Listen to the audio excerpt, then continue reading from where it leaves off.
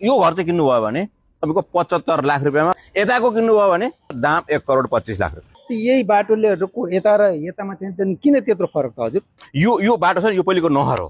यहाँदेखि यताका ऐलनी जग्गामा बनेका घर, यताका नम्बरी जग्गामा बनेका घर, यताको तपाईँले जग्गा किन्नुभयो 1,25,00,000 दाम पनि त्यसै 50 लाख बढी हाल्नु पर्यो।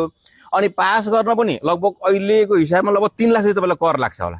अनि त्यहाँ चाहिँ अर्को समस्या के छ भन्नुहुन्छ भने छोराले भोलि होइन भनेर मुद्दा हालिदियो भने त त्यहाँ गाह्रो पर्यो। फेरि श्रीमतीले हालिदिलेन्। यताको भनेको ठ्याक्क 4 जना सदस्य राख्ने, कागज गर्ने, घर पास गर्ने, ठ्याक्क तपाईँहरूको ल्याएर सामान राख्ने, बोली नै सरिहाल्ने नि त। कति आनन्द छ यहाँ, कर पनि लागेन, केही लागेन। ठ्याक्क तपाईँलाई चाहिँ भाग्यले 7 दिन लागेको छ भने हेर्नु, अहिले नयाँ भनेको सरकारले अहिले जग्गा लाल पूजा दिने भइरहेछ। फ्याट्ट दियो भने त तपाईँको हातमा 50 लाख लटरी परे जतिको भएन नि। अब म के गरौँ? अहिलेको जग्गामा बनेको घर किनेर किन फस्नुहुन्छ तपाईँ? म एकचोटि यसो घर हेरेर आउँछु। 5% मिलाएर गर्ने।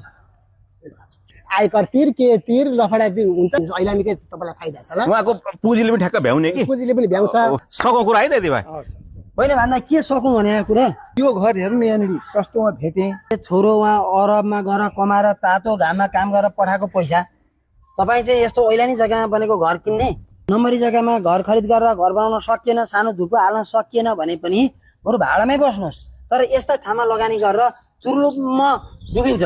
एउटा कुरो यति सोच्नु, राज्य कुनै दिन बलियो हुन्छ नि, बलियो भएका दिन राज्यको सम्पत्ति सबै राज्यको नियन्त्रणमा हुन्छ। यस्ता यस्ता घरमा त डोजर चल्छन्। को हो उहाँ चाहिँ तपाईँको? हाम्रो नाचदार नि। नाचेदारले त राम्रो चिज हुन लाग्यो भने बिगार्छन् नि। अलि बुझेर काम गर्नुहोस्। एक दलेको पछाडि हुँदैन क्या। एउटा जिरेले एउटा घर किन्ला र यसो 2-4 लाख रुपियाँ कमायो होला भनेको अर्को मरिचाएर भड्काइदिएर हिँड्ने यार। सबैलाई पनि 1-1.5 लाख हात पर्थ्यो। हेर्नु, आफन्त भनेको आफन्तै हो क्या। कोही कोही आफन्तहरू गरी खाएको अलिकति घरसर किनेको ईर्ष्या गर्न सक्छन्, डाहा गर्न सक्छन्, तर सबै त्यस्ता हुँदैन क्या। धन्ने मलाई चुर्लुममा डुबाएको नि हो।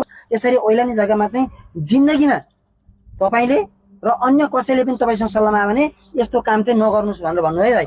भन्दै मलाई ल हस् त।